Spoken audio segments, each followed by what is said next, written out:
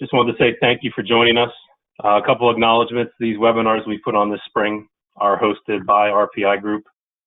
AST has also given a number of these as well, and we'd like to thank our partners at Microbac that have given a presentation as well.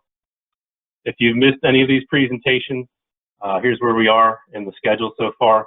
These are going to be uploaded to RPI's website, trapandtreat.com. So if you missed one, you can revisit there, or you can reach out to us with questions directly. I'll put up some contact information at the end of this webinar. If you do have questions, I encourage you to use the questions box. I'm assuming many of us are familiar with GoToMeeting, Zoom, Hangouts, etc. in our current client, but if you're not, there's a question box in the control panel for you there. Feel free to type those in at any time, or if you want to wait till we get to the Q&A section, that's perfectly fine too. We'll have a moderator bring those questions up at the end. Just briefly, before we get into the nuts and bolts of this presentation, just wanted to give you a brief overview of the RPI Group, explain who we are if you're not familiar with us. RPI Group was formed in 2011, and it was really to put forth a product, and by product I mean a complete site solution to your contaminants concern, your site issues, that vets both the process, the people you're working with, controls quality, and also has a procedure to get you from start to completion quickly, efficiently, and successfully. The developers of the RPI technology, they're based in Golden, Colorado. They also run our project support laboratory, which we'll mention briefly here in one of our slides. As far as AST goes, the company I work for, we're in charge of project assessment, design, QA, QC, and as you'll see in this presentation, the Bedrock installation as well. The third leg of this tripod is our vetted partner companies. These are installation companies that have gone through RPI Group training and follow the procedures that we recommend for installations of products such as these. Brief overview of our footprint. While we are covering a lot of examples here today and technologies that we've widely deployed in the United States, these also do have applications worldwide as well. You can see good footprint there in North America, also Europe, Africa, the Caribbean. We're going to start this summer a project in Australia, so we can check another box. We're getting pretty excited about that. So if you see something here that interests you, don't think we're constrained just because we're headquartered in Kentucky and we've got a couple offices scattered throughout the U.S. Certainly international work is something we can help you with too. Here's just a brief roadmap of where we're going today. Just wrapping up the introduction. We're going to focus on Bedrock RDC. If you haven't joined us before, RDC stands for Remedial Design Characterization. It's a very critical component of everything we do at RPI Group. This is also recently highlighted by ITRC in a recent publication, so I certainly encourage you to reach out to us, review that publication, reach out to some of those authors. It's really just the best practices to help you maximize efficiency and results. We'll talk briefly about that as we go through this, but it's going to be focused specifically on Bedrock. So if you have an overburden site you'd like to hear more about the RDC process, certainly reach out to us as well. And then the other important component of today's presentation is the injection itself. And we'll get into that a little bit and then look at some examples and lithology. So I'm going to hand it off here to my colleague, Bill Brab, who's my co-presenter, and he'll focus on the Bedrock RDC. Thank you, Derek. Thank you, everybody attending, taking this time out of your busy schedule to listen to us today, and also RPI and Microbac, as Derek has highlighted. And just to pick off where Derek left off, you know, RPI came up with, like he said, a complete package for remediation, and this particular approach, or this methodology, as it says here on this slide, is generically just called the approach. And essentially, it's a roadmap for success to ensure that you're assessing an environmental property efficiently and attacking the remedial goal in an efficient manner. And just running through this, if you've seen any of our presentations before or been involved with any of our processes before, you've seen this multiple times and heard it. But looking at initial data set coming in, we do an initial conceptual site model review. and provide some preliminary estimation on design and recommendations, typically involving some level of RDC, or Remedial Design Characterization, as Derek defined it, which is essentially going to fill data gaps within that conceptual site model that we feel would inhibit the confidence in being efficient and effective at remediating the site. Pulling all of that data back in to update the conceptual site model then goes to the next step, where we provide a redesign or an updated design that's based on this new conceptual site model that provides a higher level of confidence as well as probability for success in remediating the facility. This then goes to the field for implementation, and then finally wrapping up with performance monitoring to validate or verify the results that we're seeing within the remediation plan. Next slide, Derek, please. So getting to this initial step within our review process, looking at that initial conceptual site model review and preliminary design, dealing with the bedrock again specifically in this presentation. Some of the initial concerns that we deal with look at the infrastructure for the initial assessment and characterization of the site. In most of the situations, these are constructed wells with casing and filter pack that have long well screens and limited characterization on that groundwater itself. So essentially, it's a mixed dilution across a larger interval that's looking strictly at contaminant chemistry with nothing else involved. And looking at the actual aquifer matrix itself is usually under-characterized to some extent or not characterized at all. And typically, if it's installed through an air rotary method or something similar, any characterization is just logged from chips. So there's no indication of fracture frequency, structure, or any of that information. And so the response to that on the preliminary design is usually fairly broad and conservative. The estimates are based upon a uniform distribution of contamination across that interval. So there's no differentiation of a high or low concentration interval. We're using estimated or published values for porosity or hydraulic gradient based on published values or assumptions based on chips or whatever's coming out of the hole from the drilling process. That the stratigraphy is homogeneous, which, as we know, is rare in geologic setting. There is some level of heterogeneity across a vertical interval that's going to be monitored. And then looking at a strictly groundwater mass only component with no indication of storative zones or back diffusion zones that may be contributing to that dissolved solute phase. Next slide, please.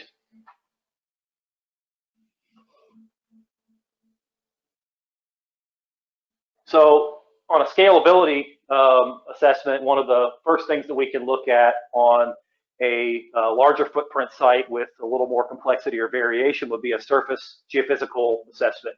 And one of the methods I like to employ on a site that it's applicable to, so if you have a small site with limited accessibility, lots of surface interference, things like that, your surface geophysical methods are going to be cost prohibitive and not yield a decent amount of data. But if you have a larger, more complex site, this is very applicable. I would recommend typically a two-dimensional electrical resistivity combined with induced potential, and then coupled with a seismic method looking at multi-channel assessment of surface waves to help refine that geologic contact with depth. And that seismic method can complement the electrical methods in the sense that you would obtain possible interference from surface features that could skew or blur your results with depth on those ER/IP plots. So if you look to the right image here, the electrical resistivity is the upper image, induced potential is the lower image. So for those of you who don't know the difference, the resistivity is inducing or energizing the system and looking at the resistance going into the system. The IP is turning off the energy current, looking at the bleed off and the response out of that capacitance of the subsurface. And then the MASW is the image to the left below the text, and that specific plot super transposes over to the two right images with the two vertical lines from the bottom. So you can see where that would overlay, and that would provide some insight in that void zone that we can't see where the pump island is. Next slide, please.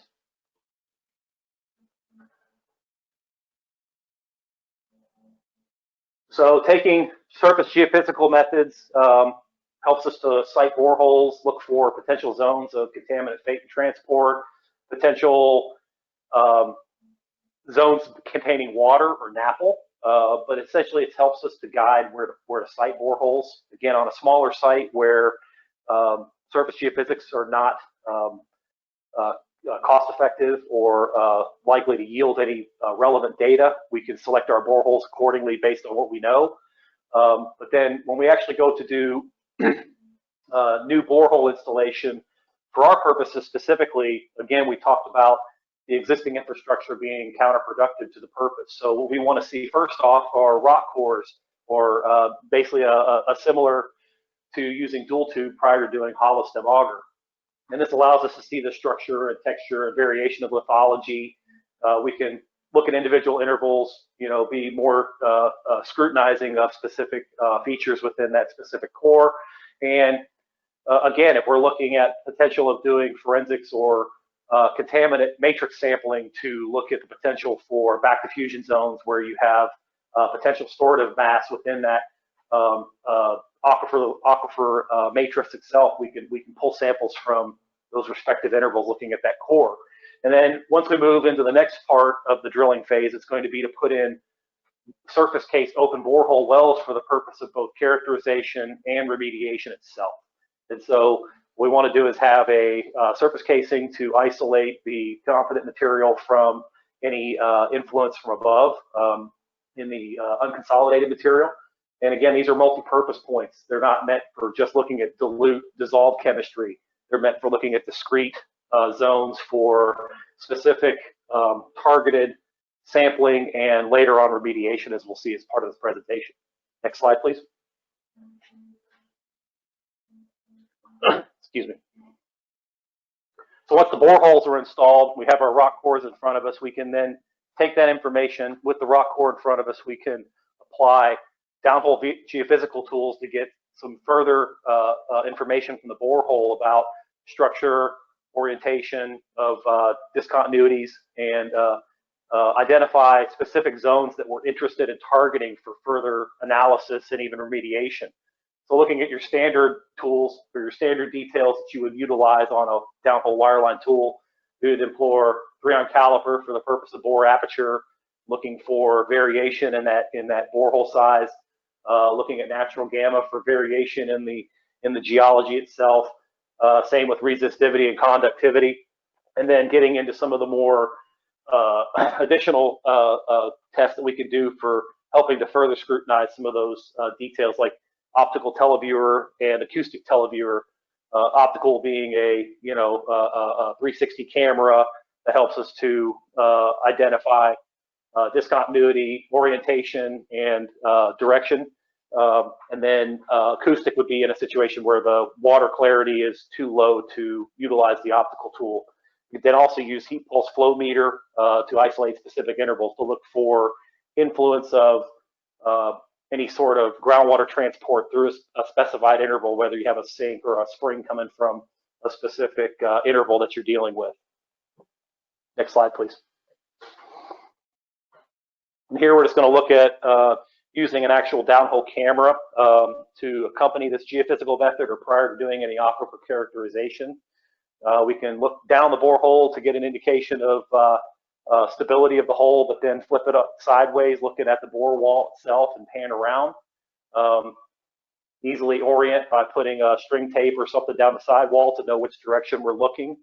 And I just want to call out this specific interval here of 59.2. We're going to see that interval specifically come up at a later time during presentation. So another nice little tool to be able to answer some questions while we're sitting looking at the core or the geophysical plots. Next slide, please. And then the final part of our aquifer, or the RDC, is going to be the groundwater aquifer characterization, which is going to take all of this initial data that we've pulled together thus far and do pumping tests using straddle packers. on specific intervals that we identify, either looking at the core or using the geophysical tools or the camera at our disposal for looking at specific elements that are of interest to us. We're going to kind of work across from the right side to the left. After talking about the geophysical plot, we can see from the caliper reading that we have some fairly tightly spaced intervals that we want to assess looking at the caliper that we want to isolate with these packers. But if we take the far right image showing the what I would call the off-the-shelf packer assembly, essentially two single packers that have been coupled together at a common joint at the center. And as these packer elements are inflated, the element that is isolated for discrete sampling grows, elongates, it grows longer. And so looking at this specific inflation piece here, we're looking at a roughly 4-foot interval, whereas the custom packer that AST employs here maintains a constant discrete interval of 18 inches. And you can see from the left image closest to the text where we have the elements inflated and on the right side deflated, you can see that the ports at the 0 mark are situated in an 18-inch interval. And then this custom packer we have is interesting in itself, in addition to that, in that it has a pump and a series of transducers that are installed within it. And so the pump allows us to do, obviously, a fluid extraction for the purpose of stressing the aquifer, and the transducers themselves can also look at hydraulic changes within the bore itself. We have a transducer below the packer assembly, below the lowermost element, one within this discrete interval, and then one above to look at hydraulics within the bore itself. All while doing this, we're looking also at surrounding well network for hydraulic changes as well. So looking at many features while doing these pumping tests. So pumping test would include a purge and development and sampling, and then a high flow rate removal for the purpose of doing a stress test and looking at surrounding well response. And then just to talk about this center picture really quickly, the right packer in the center picture is the sample packer. The bell housing at the bottom is where the pump, and then the lower bell housing is the transducer.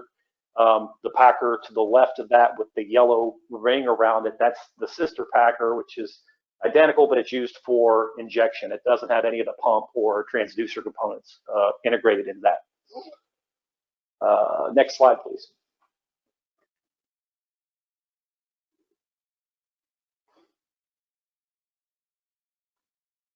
And finally, the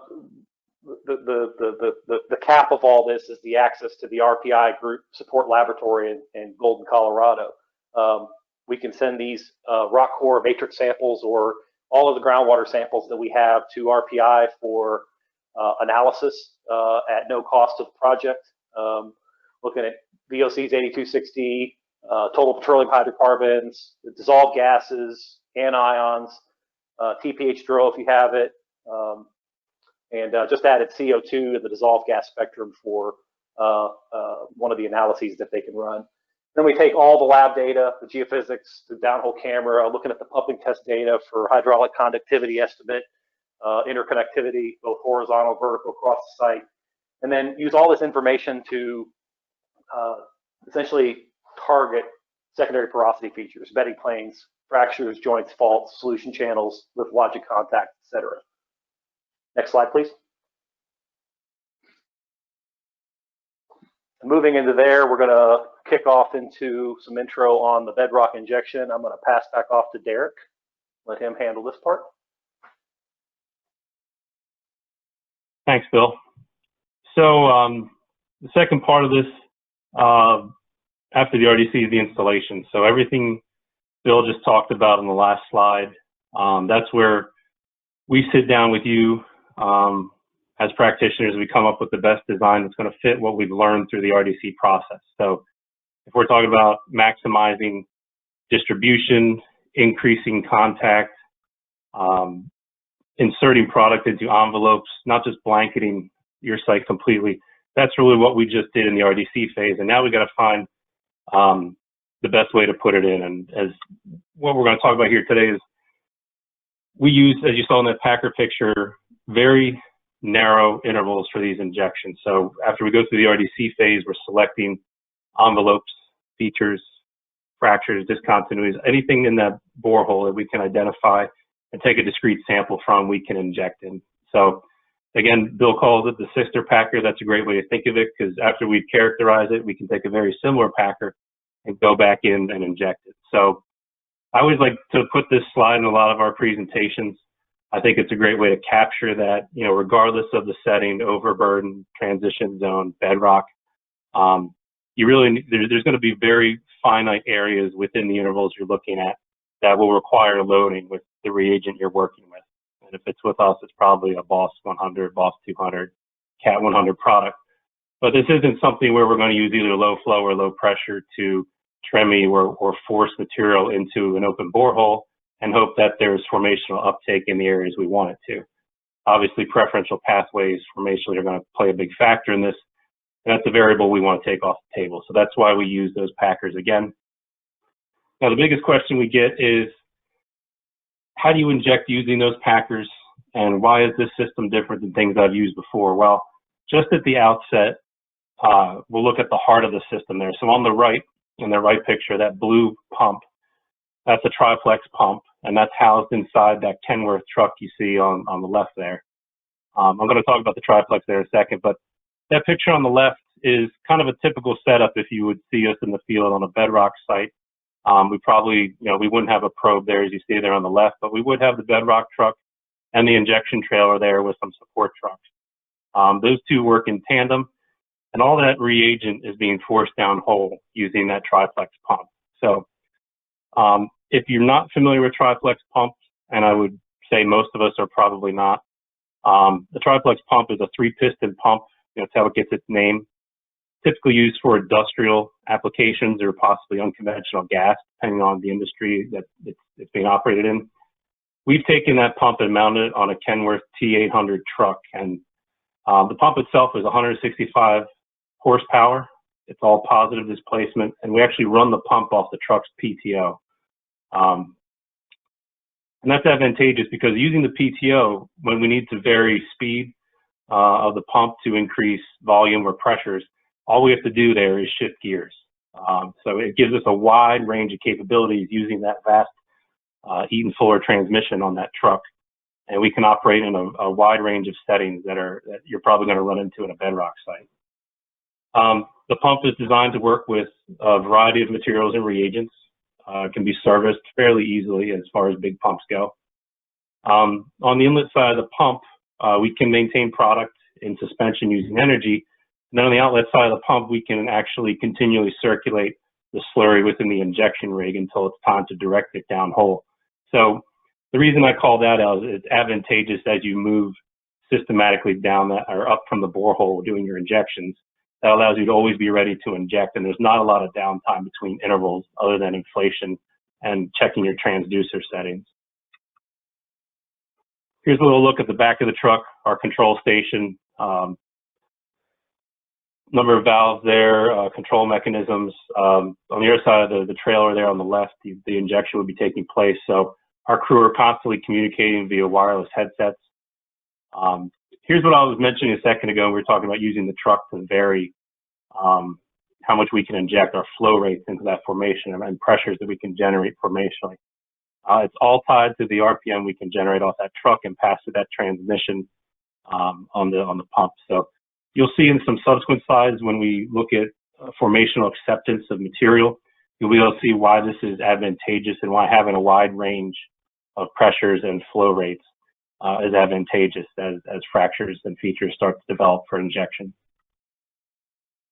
If we were to hook up the Triplex pump to a directional tip, here's just a little breakout visually of what that might look like in terms of pressure. So, you know, you're talking some mild pressures there in the upper right or upper left quadrant at 20 GPM, and then moving to the right 60 GPM, and then subsequently 120 and 250. You can see once we start looking at 250 GPM, the pressures that we'd be generating. And I don't want you to think that we're using the pressures we generate with the Triplex pump to frack rock. That's not what this effort is about. This effort is about developing a feature or fracture that's connected with others throughout the site where your contaminant lies, and inserting material into it for remediation. Here's a little video just showing you exactly what that directional tip looked like when we hooked up for a demo at our headquarters in Kentucky.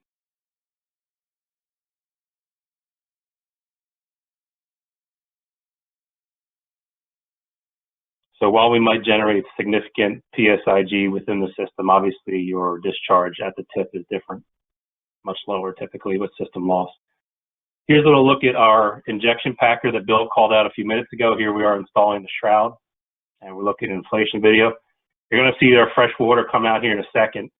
The reason that shroud is there around that injection port is that this flow needs to be gentle. And we're dealing with significantly high flow rates, in some cases very increased pressures, vastly different than what most people would see for an injection on a site. So the shroud is there both to protect not just the injection housing itself, but also to protect the formation.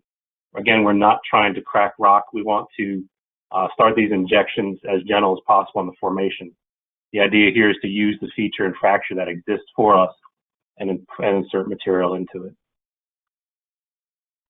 So I'm going to hand off the monitoring component here to Bill, who will wrap up the injection side. Thank you, Derek.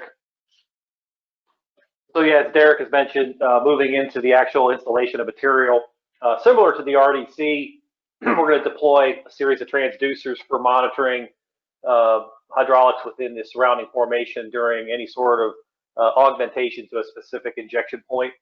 The straddle packer, as he called out, is lowered into the injection point from the top of the borehole to the bottom, and we initially start off with the uppermost interval that we've identified during the RDC process to do a clean water pumping test on to see if that selected feature or the selected features on the way down the borehole will even accept fluid and begin to get an idea of feeling out the formation for what type of volumes we're going to be putting in those respective intervals beyond what our design test assumptions are.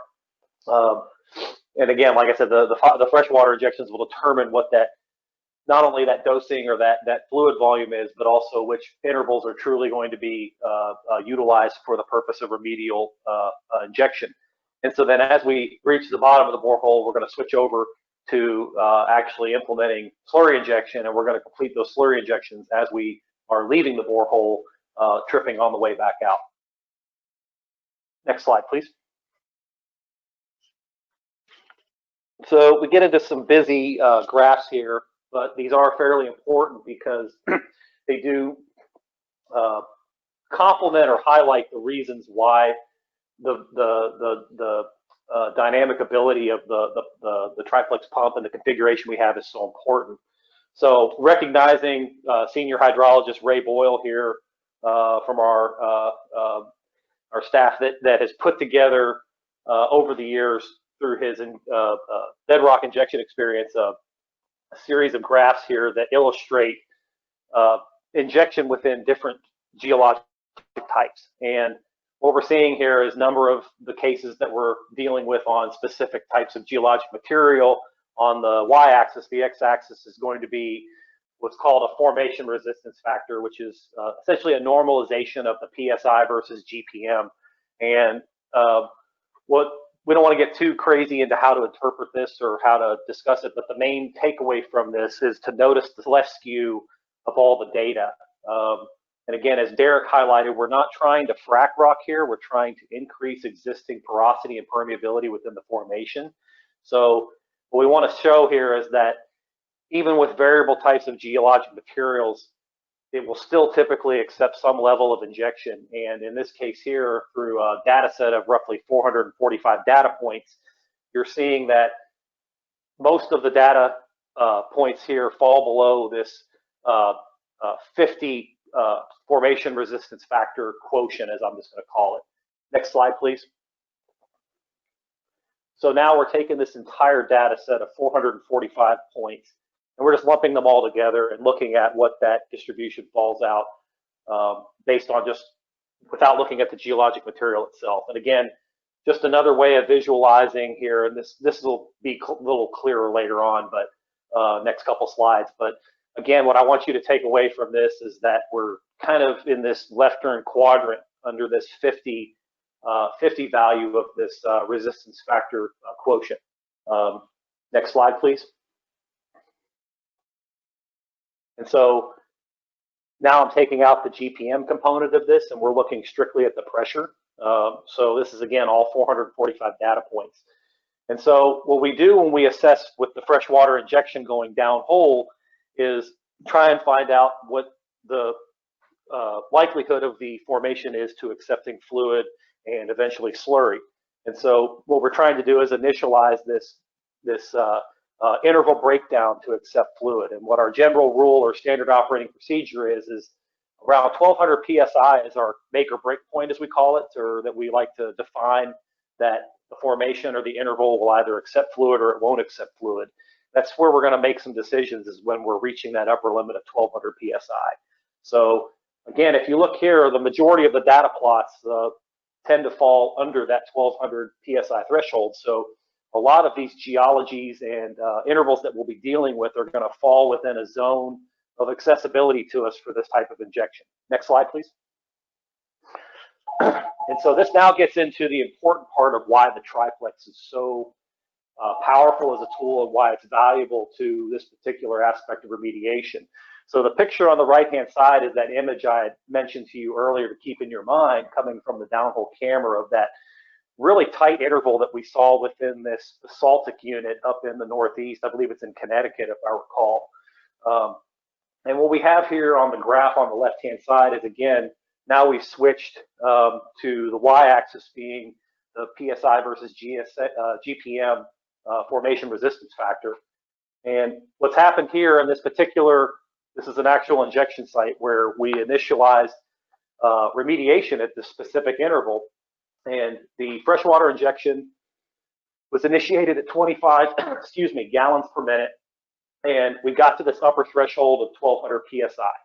And once reaching that 1200 psi, it bled off slowly to where the pressure dissipated, but the little pump really couldn't open that fracture up. So the decision was made to break out, the larger triplex pump and try and put a little bit more flow to the induced fluid into the formation. So the first plot you see up in the upper left-hand corner, the larger triplex unit that Derek highlighted was initiated at 34 GPM.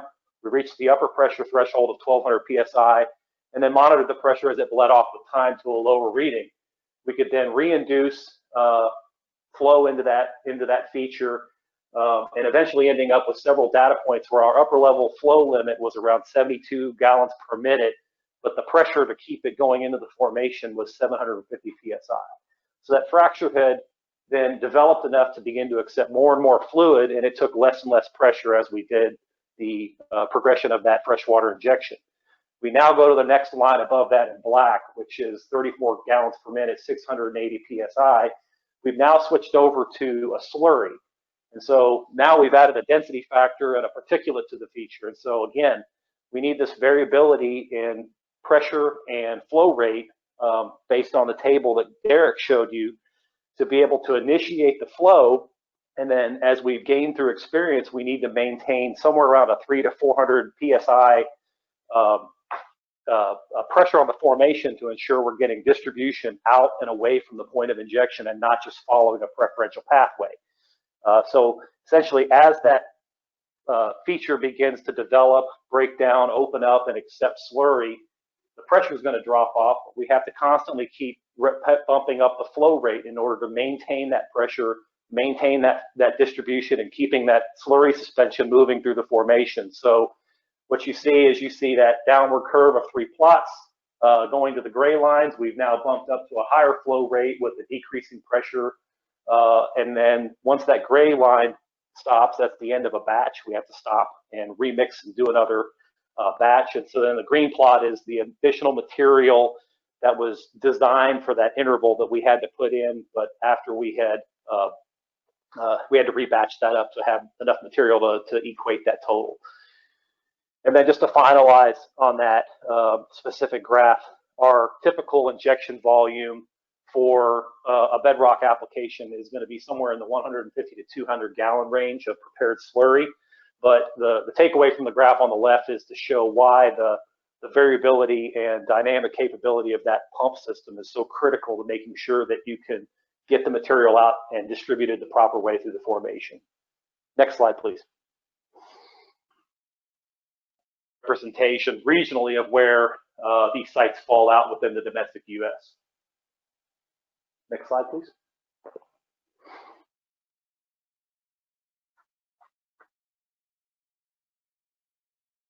All right, to wrap up the presentation today, I'm going to go through a case study, the site I worked on in Tennessee, location South Central Tennessee, mixed residential commercial site with a thin sandy clay residuum on top of limestone and sandstone. Next slide, please. So the initial conceptual site model at our a review of the facility prior to doing any work out here shows the issues of the site being currents of LNAPL and benzene above the site-specific cleanup standard of 887 ppb. Again, there's a thin residuum of overburden, less than 3 feet thick with no perched groundwater, and groundwater within the bedrock itself ranged from 11 feet to 27 feet, depending on which well you're looking at. And concentrations of benzene within the aquifer range from 2.29 ppm to 5.94 ppm. Next slide, please. So the bedrock RDC that we came up with that was finally agreed upon involved the installation of 3 open borehole wells installed to a total depth of 36 feet. Again, these are steel surface casing with open borehole into the consolidated lithology. Next bullet, please. Once the boreholes were installed, we did take rock core out here. We did downhole geophysics consisting of optical televiewer, caliper, and fluid temperature and conductivity. You can see the plot of that on the right-hand side. Next bullet, please.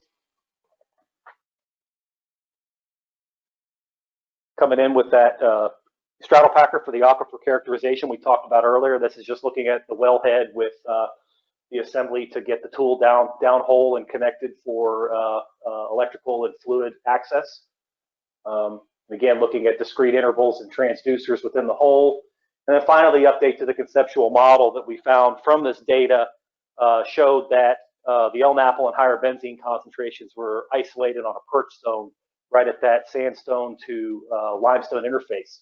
And reduced concentrations, roughly half the concentration of what you're seeing at that interface, but more widespread in that deeper interval down strictly within the limestone in the more defined groundwater aquifer. Next slide, please.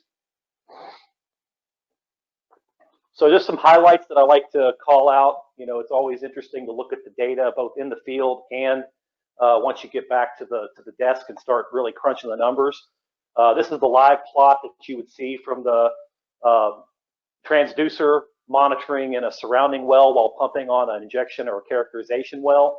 And nothing really special looking at this plot, but we do notice that there's kind of this little uptick across this unit time. So taking that raw data and crunching it down into a more defined plot. Next click, please. If we start interrogating that data a little bit more, it does correlate quite well to an instance that we had within our characterization log where essentially what you're seeing here is we're looking at the hydraulic head change in that perched aquifer, or that perched zone in MW1. And as we're lowering the packer into injection well number 1 or the well for characterization, we weren't seeing a response from the pumping, but what we're seeing here is essentially a giant slug test. We're introducing a 300-pound packer into a column of water, and we see a rise not only from inserting the packer, but also from inflating the elements and squeezing into the side bore of the formation. And then you see a response of deflating and lowering the packer into the next interval. So interesting tidbit from there that we got a fairly significant response just from lowering the packer into the adjacent borehole, more so than the pumping test revealed. Next slide, please. And then more of a characteristic step drawdown test that you would see from initiating pumping on IW2, and then looking at the hydraulic head change in the adjacent well MW6. The initial pumping test is the one half a gallon to 1 gallon per minute flow rate at a specific interval for the purpose of developing or purging and developing that interval and then collecting a sample, followed by a stress test of about 3 to 4 gallons a minute before deflating and moving down to the next interval.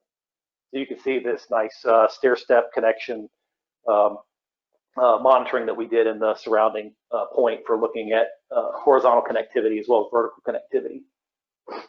Next slide, please.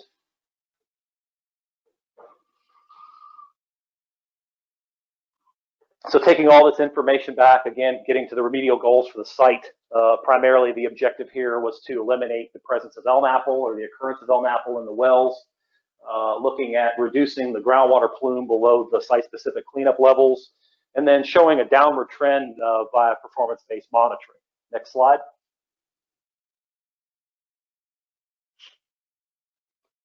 So looking at those 3 points that we put in for characterization, those were used as part of the Bedrock injection plan.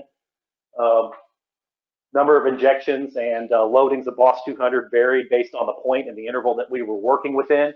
And those BOSS 200 loadings were calculated and based upon TVPH and benzene demand from that specific interval.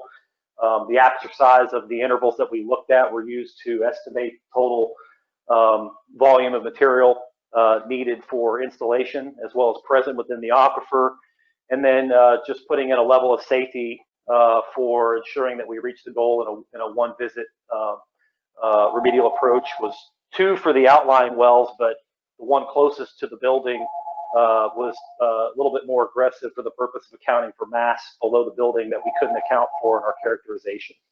Next slide, please. So again, coming back to the table after doing the actual remediation and looking at the transducer data, this is looking at injection well number 2, doing a freshwater test on the way down the borehole. Again, now we're introducing fluid, so kind of a reflection of the pumping test that we did on this well shows an increase in adjacent injection well IW1, showing the connectivity between the injection well and an adjacent point, and showing the increase in fluid level based on each injection at a specific interval. One click, please. And then looking at actual slurry injection, and I want to call out the blue line on the top, which is quite interesting because during the initial characterization and evaluation of remedial efforts at the facility, multi-phase extraction was evaluated, and magnet helix readings at monitoring well 2, shown by the arrow here, was showed actual vacuum response while doing a pumping test on MW1. And so what we see from in this particular data set here is during our slurry injection, we monitored head change in MW2. And when we started putting significant fluid volumes into the formation, we got a fairly significant response of fluid head change in that well, which is a direct transport path and in connection with the source area, 90 feet or greater than 90 feet side gradient of the point of injection in the area of concern. Next slide, please. And then just to finish with the performance data that we mentioned in the approach flow chart, looking at benzene and TVPH versus time here. The horizontal purple line is going to be your site-specific cleanup level. Vertical black line is going to be the date of BOSS injection. And what we see is the instant mass removal from the system as part of the injection, and then maintaining the levels of the contaminants of concern below the SSCL with time as we speak. We're only at about the 7 to 8 month period right now, but we're looking at the trend. In this particular well, it's the higher concentration of the two, and expect it to hold and then work its way downward and maintain the standard for ultimate site closure out here. Next slide, please. Then secondly, looking at MW6, this is in the deeper aquifer with about half the concentration starting out as the MW1. Again, we see that telltale signature of mass removal from the initial injection, and then with the sulfate plotted here, we can see where the terminal electron acceptor is being consumed as part of the biological process, showing that you do have essentially a switch over into biodegradation and maintaining that degradation with time as the levels themselves remain below the SSCL. And I know we're getting short on time, so I think that's going to wrap us up here. I'm going to pass off to Derek and let him finalize. Thanks, Bill. Again, I'm going to bring in our moderator, Mike Mazzarese, who's been monitoring the questions. If you haven't entered them, please do so now. If you have any questions that either you don't have a chance to enter or stay for, we're going to follow up with you later, but we're going to take a minute as we bring Mike in here to also say thank you. And if there's any additional or specific questions after we wrap this up, just let us know. My contact information and also Bob Elliott's is up on the screen. And Mike, if you're there, we're yours. Yeah, Derek, can you hear me? Here can, Mike. All right, thank you.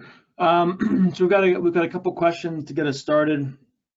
First question is what if you've got a weathered unit on top of the competent unit, and can you use, packers may not be applicable, but what do you do in that situation? Yeah, I'll take that question. This is Bill. Yeah, so it really comes down to the competency of the borehole. If the borehole can remain open for injection, we'll do open borehole construction with and utilize the straddle packers. But if we're concerned about bore integrity and collapse and further accessibility after installation of that bore, we have done a webinar recently on pre-drill technique where we'll utilize a drilling methodology, whether it be sonic or air rotary or augers or whatnot, to penetrate to the desired depth, total depth of injection. And we'll seal that borehole up and then come back in with a more of a standard direct push rig, like a Geoprobe 7822, and trip back through that bentonite and inject as if it's an overburden type scenario. So we would put in multiple points on a grid type assembly for that to surround that area and have more of a overlapping distribution or array versus the single point for the deeper consolidated unit. Thanks, Bill. All right, so here's a question. It says, is the injection formation response technique also used for injecting at glacial till sites? So it's kind of an overburden question. Sure. So there are similar techniques that you can use with monitoring the pressures. What you saw in the example of the Boss 200 site that Bill put out there, a lot of that is specific to the formational breakdown within that zone that we're targeting. If you were an unconsolidated material, glacial till presents a number of other issues. And I'm not passing the buck, but I'll answer the question in a second. But there's also, if you visit our website, we covered this very specifically in a presentation called Pre-Drill, where when we have challenging geologic units like glacial till, once we're at the depths we need, it's not hard to get distribution, and you can monitor both system and injection tip pressures to allow you to see how distribution is moving in an unconsolidated unit. Both flow rates and pressures tell you a lot about what's happening at the injection tip and if things are going well or not. So I would say that we'll reach out to you specifically, sir. This is specific to Bedrock, but yes, there's transpositional monitoring and techniques that would work between the two. But here we're just dealing with a very narrow interval within that borehole that we've isolated. All right, thanks, Derek. Next question, how do you deal with significant sediment generation that plugs fractures from drilling in a fractured shale for open borehole injection? Well, I mean, Bill can comment on the shale aspect here, but as a broader comment to that, a lot of what we do with that freshwater injection test is also looking to identify intervals that we've already selected using borehole geophysics that would be favorable for connection, interconnectivity, secondary porosities within that unit, that interval. When we move to an interval where we think it's going to have good connectivity or is unique in the concentrations of contaminant within it, and we don't get uptake during injection, we typically can develop it. And the way we do that is a pump up bleed off test. So we'll inflate the packers around that interval. We'll increase the pressure using fresh water on that unit, typically upwards of 1,000 psi, plus or minus, depending on the formation you're in. And we then let it sit and let the pressure bleed off. And if the formation shows some movement on pressure bleed off, we'll stay with that for a little while longer and cyclically do that. 3, 4, 5, maybe 6 times max is probably the longest we've sat on an interval. Typically, though, the formational breakdown will occur within that unit, and then once we've done that, we come back later and insert the reagent into that interval.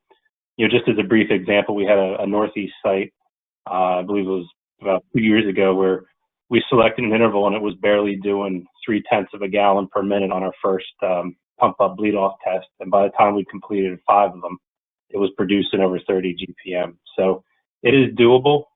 As far as fractured shale, I mean, Bill, what do you specifically with fractured shale? Is there something you've been using? I mean, I think you handled the question exactly as I would. It's essentially the upfront part also involves the development of the borehole.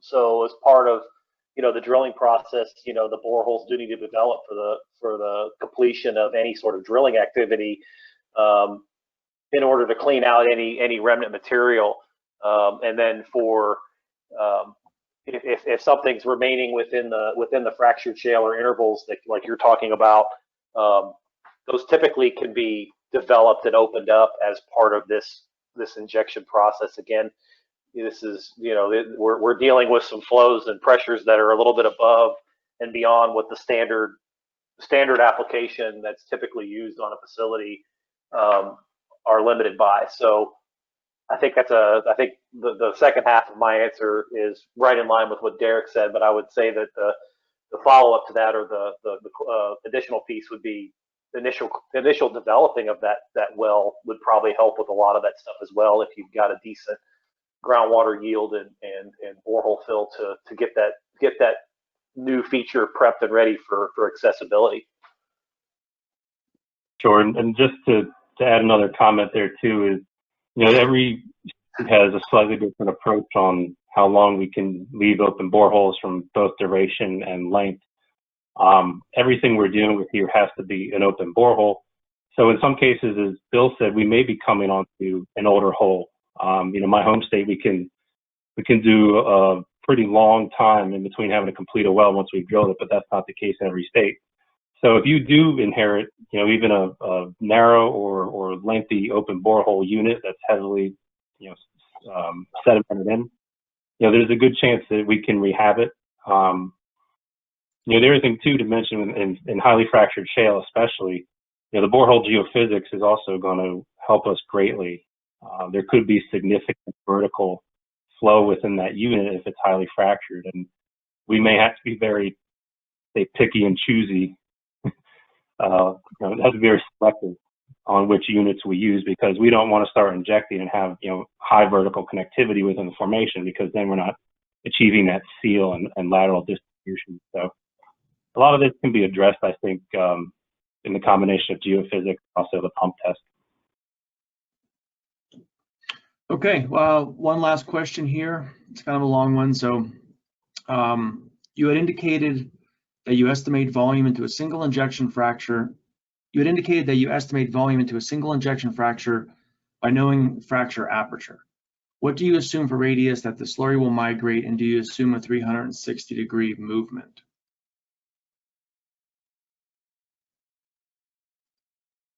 I'll take that. Go ahead, Derek. No, go ahead. Okay. So the answer to the second half of the question, for the calculation purpose, yes, we assume a 360-degree movement. That's correct. Single injection. So, and there's follow-up to this question about site-specific information and the slurry volume used. So it's a multi-level question that it's going to depend mainly on the site itself and the conditions that we're dealing with and the assumptions going into the calculation. So, sorry, I'm trying to read the question, make sure I'm answering it as best I can. Yeah, Bill, let me jump in while you're reading that. Go for that. A lot of these ROIs are predicated, as Bill said, upon fairly uniform, radial flow away from our injection point. I think the biggest thing that you need to do, we need to do as practitioners during the RDC process is understand what wells we have already existing that can be utilized. As Bill showed, we may have to augment that network, especially with open borehole units. I would say typically from a broad standpoint, when we're doing these type of injections, we're looking to situate, whether it's a grid pattern or even a PRB setting, our boreholes somewhere between 30 and maybe 50 or 60 feet apart from each other. We can get really good distribution within that network in most geologic settings. Obviously, site-specifically, we might have to set them closer together. But also in some cases, we have incredible connectivity. That site in Connecticut that Bill mentioned, we talked about ROIs on some of those boreholes we were working with there as great as, 100 feet, 120, 150 feet away from the injection point. And we know that because we had to monitor, an outcrop where it was weeping out of the rock. So every site, again, is going to be very specific on where we place each well for injection. In terms of monitoring it, Bill may want to add a few things here as well, but, performance monitoring post-injection, we can't take cores typically like we would with an overburden site, but, response monitoring of sentinel wells with both transducers and then also subsequently with geochemistry and COC concentration, we can see where we've distributed the product. It's not as easy as an overburn, obviously, but those are two pretty simple ways to go about monitoring distribution. I don't know, Bill, anything else you would use? I think you've covered it all. I think we're in good shape there.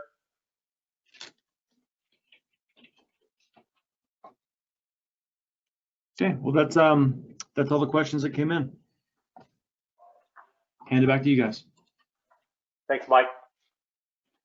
Thanks, Mike.